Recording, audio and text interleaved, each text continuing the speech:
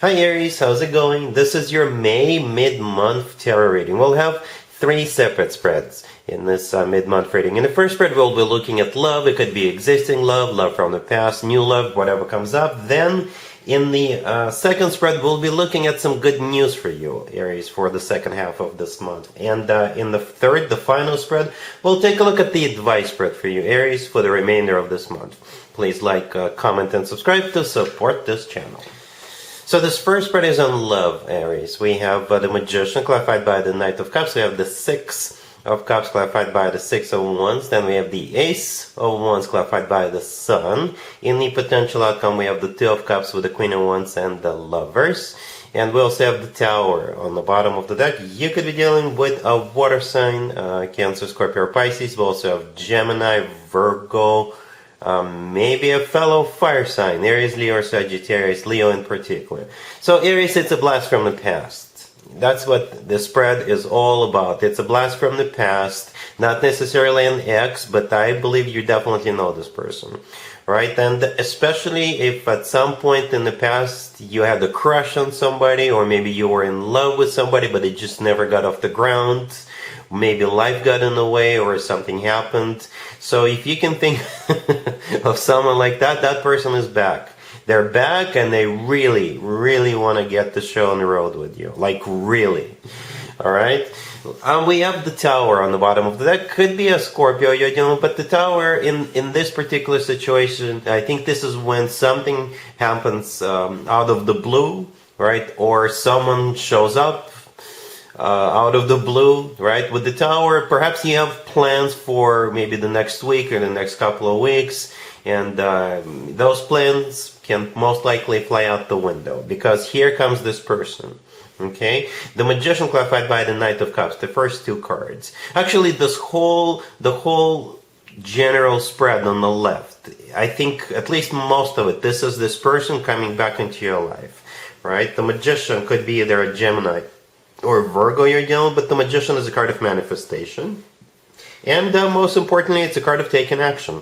Alright, so do expect perhaps all kinds of action from this person, right? Because the Magician's got all the tools they need at their disposal, and they're not shy, they're not afraid to use those tools, right? The Knight of Cups clarifying it is simply one of those tools. That's how I see this, right? The Knight of Cups could be a water sign, Cancer, Scorpio, or Pisces, but it's the most romantic, the most loving knight out of all four knights. So when this person does come back, they may surprise you, they may overwhelm you, they may even shock you, right? Because do expect a very romantic gesture, a very romantic gesture.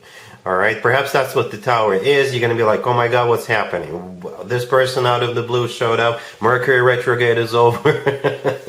Well, we have Pluto in retrograde, right? Yeah, this person is back. The Six of Cups, the next card over, is clarified by the Six of Wands. The Six of Cups is a soulmate card. It's one of three soulmate cards on the table.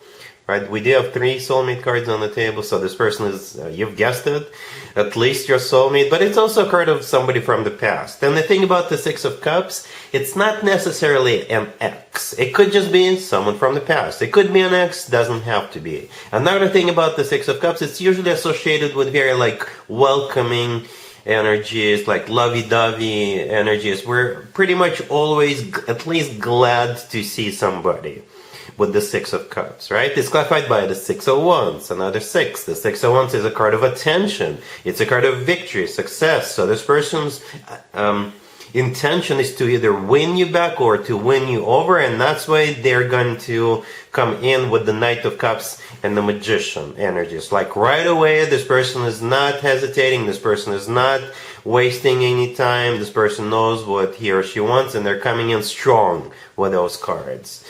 Right? And they do plan a victory with you. The Ace of Wands clarified by the Sun in the middle. This is where maybe you're starting to show up.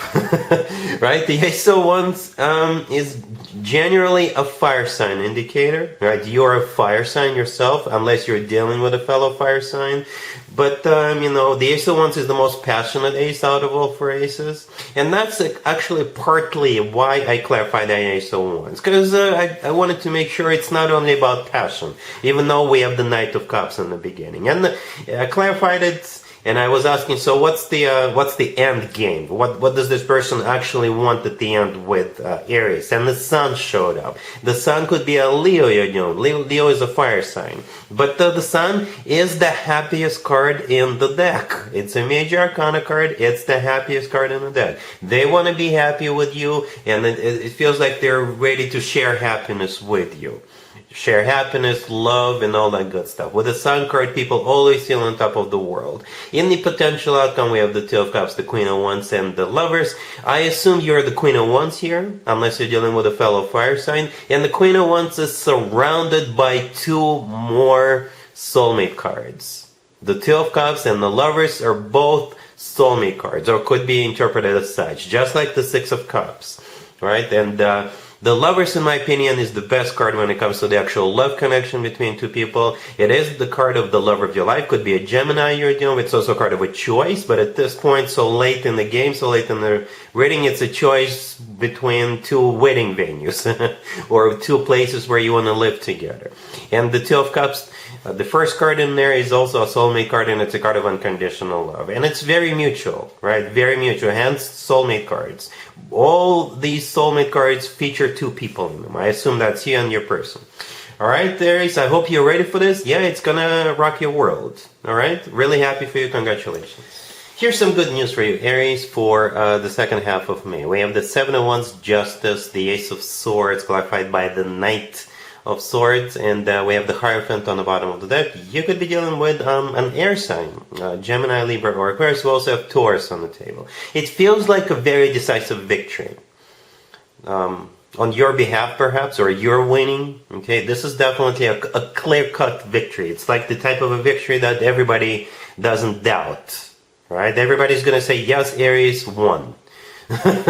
All right, Justice in the kind of in the middle right there, the second card that came out. Justice could be a Libra you're dealing with, but Justice could be literally the judicial system, a court, or a government agency, or maybe it could be like a financial institution. It could be a situation at work, and Justice could be the HR department or something like that, right? And since this is supposed to be good news for you, Aries, this is you winning. Right, because the Seven of Wands, the first card that came out, this is you on defense. But it's not just the passive defense. This card is often referred to as the active defense. So this is you defending your vision. This is a lawyer defending you in court. This is you fighting for something with the government in terms of, I don't know, maybe you filed for something, or maybe the government sent you a letter and you're like, no. All right, this is you on defense. The Hierophant on the bottom of the deck. The Hierophant could be a Taurus you're dealing with, right? We're still in Taurus birthday season for some time.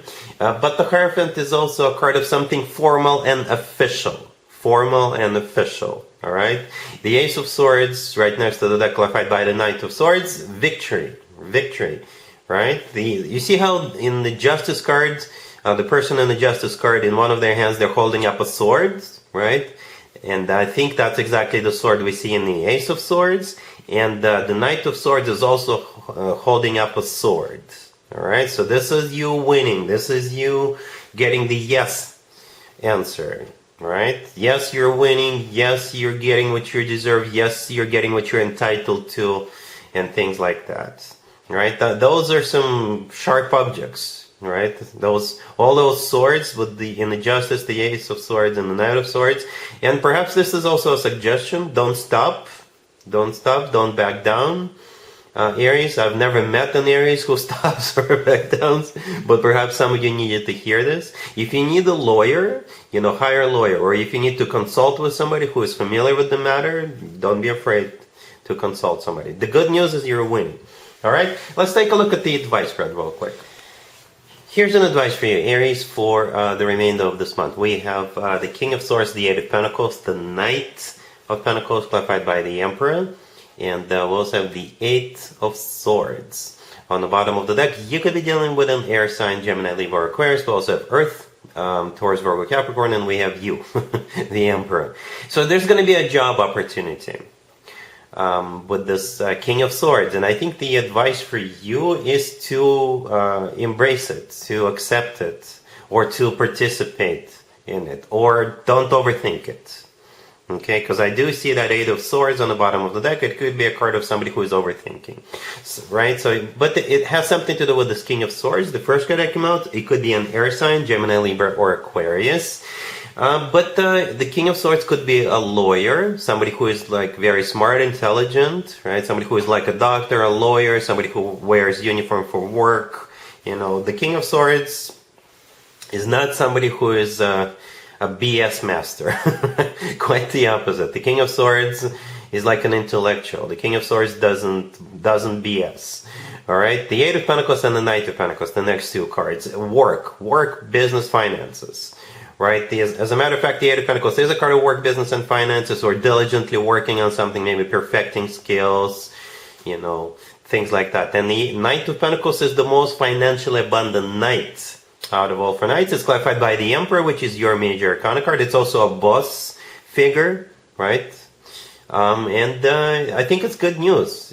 I think it's either money now and maybe a lot more later, or you may have to work on something and then it will pay off in a huge way in the future with that Knight of Pentacles.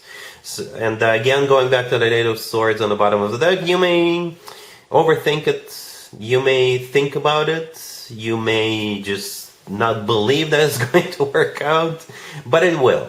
It will. I don't see any red flags, except for that Eight of Swords. Maybe this is just, I think you should definitely give it a shot and see what happens, right? These are good cards. The Knight of Pentacles, the Eight of Pentacles, good cards. And the Emperor, that's the only major arcana card on the table, and that's you, right? Unless you become a boss, or maybe this King of Swords is a boss, or somebody like that. Alright, so that's pretty much all I have for you, Aries, for this reading, for this time period. If this video resonates with you, please like it. Please also comment and subscribe. And other than that, Aries, have an amazing the rest of the month.